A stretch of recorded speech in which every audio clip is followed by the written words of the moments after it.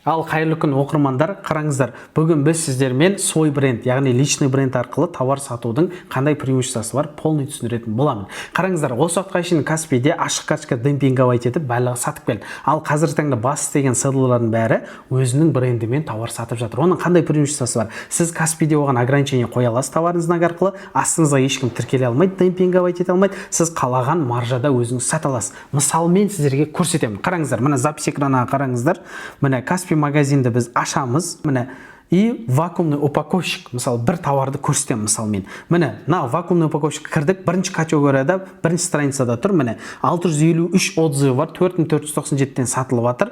Міне, астына түссек, қаншама сатушы демпинговать етіп жатыр. Ал енді мына қараңыздар, Жаспейс өзіміздің аналитикалық бот, кез келген товардың астына түскенде продажаны көрсетеді. 1023 штук айына сатылған, 5 278 000 оборот болған. Енді қараңыздар, дәл осылардың қанша теңге пайда тауып жатқанын сіздермен бөлісетін боламын. Міне, 4497, бұл демпингпен сатылып отқан баға. Аптастаймын 15%. 15% не ол? Каспидің комиссия, налог екеуін қосқанда. Сонда қалады 3822. Бұдан аптастаймын, бұл товарды біз ашық карточкада сатқанбыз кезінде. Қытайдан келумен бағасы 3600 теңге. Яғни 3600 теңгені алып тастаған кезде 222 теңге пайда қалады. Енді қараңыздар, сонда мына демпингистер жарысып 222 теңге үшін мына карточканы құлатып тастаған. Бұны жазда сатқанда біз бұның бағасы 7000-8000 теңге еді. Ол кезде біреуінен 1000 теңге пайда қалатын. Стоит еді ол кезде. Ал қазір қараңыздар 4497-ге түсіп тастаған. Енді дәл осы ашық карточкада сатып отқандарды бір көрсеттім. Енді дәл осы товарды брендпен сатып отқанда көрсетемін. Мына астына түсеміз, қараңыздар.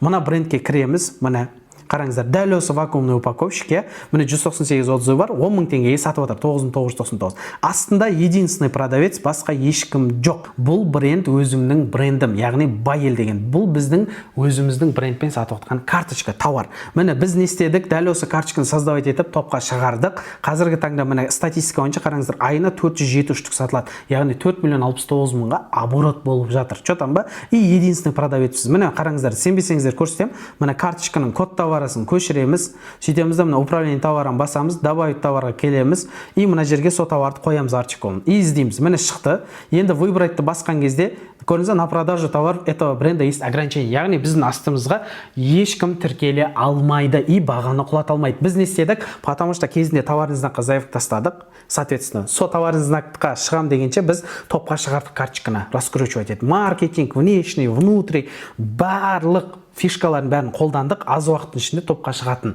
өзіміздің фишкалары бар. Соны қолдану арқасында топқа шықтық. Енді біздің астымызға жоңғарлар кіре алмайды. Бұның арқасында біз не істедік? Демпингтен құтылдық. При этом свой брендпен сатамыз. Үшіншіден қалаған маржаны қоямыз. Ал енді сіздерге маржасын есептеп беріп көрсетемін. Қараңыздар, калькуляторға кіреміз, міне сөйтеміз да, міне 9999-дан сатып жатырмыз, бұдан аптастаймын 15%. Бұл Каспидің комиссия, налог барлығын алып тастаймыз. Бұдан алып тастаймын 894 теңге, бұл логистика, 12% НДС-пен қосылған кезде. Бұдан алып тастаймыз өзіндік құны.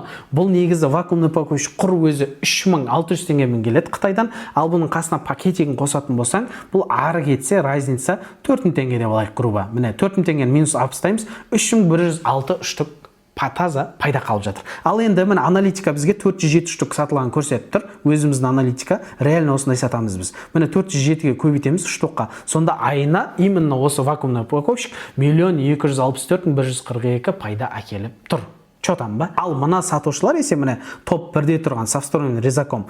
Бұлар 222 теңге пайда қылып тұр. Бұл карточканы бір-бірін жеп міне демпинговать етіп жатыр. Көрдіңіздер ме? Ашық карточкада сатсаң, дәл осындай маржа аз болады. Бір-бірімен жарысып, жанталасып, заказ аласың. Ал өзіңнің брендіңмен дәл осы товарды сататын болсаң, маржа при этом нормально иметь етесің. Ал енді қараңыздар, сіздер егер дәл осы уақытқа шейін ашық карточкамен сатып жүрсеңіздер, осы брендті қалай тіркеймін, товарный знакқа қалай заявка тастаймын, немесе товарный знак бар, брендті қалай жабамын, товарный знак бар, брендті жауып болғас, бірақ карточкаларыңыз топқа шықпайды, яғни сатылым жоқ, құр тұр. Оны қалай топқа шығарамын деген сұрақтар болатын болса, маған Инстаграмға өтіп, бренд сөзін жазыңыз.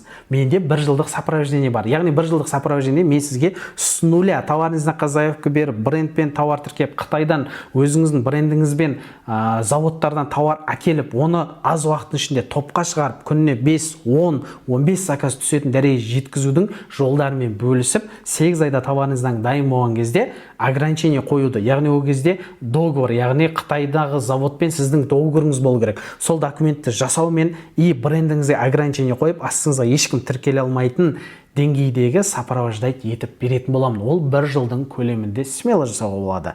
Сол үшін егер қызық болатын болса, Инстаграмға өтіп, дайректке маған жазыңыз. Мен сізді 1 жылдық сопровождениемді күтетін боламын. Егер дәл осы видео сізге пайдалы болған болса, онда осы видеоға лайк басып, каналға подписка жасауды ұмытпаңыз. Келесі видеоларда дәл осындай пайдалы ақпараттармен бөлісетін боламын.